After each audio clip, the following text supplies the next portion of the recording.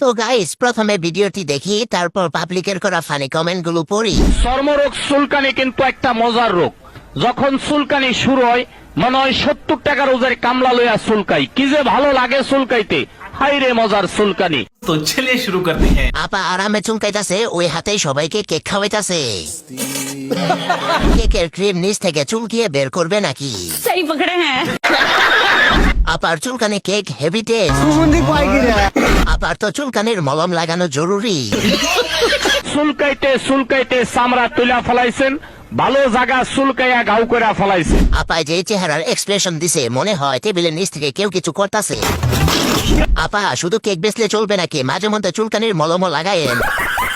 আপার চুলকানি বেশি, আপা মনে হয় বেগুন একটু বেশি ব্যবহার করে। ক্যামেরার কারণে আপায় ঠিক মতো চুলকাইতে পারে না। সব দোষ হয়েছে করোনা ভ্যাকসিনের টিকা নিয়ে সব শালায় পাগল হয়েছে। ঠিক বলেছো।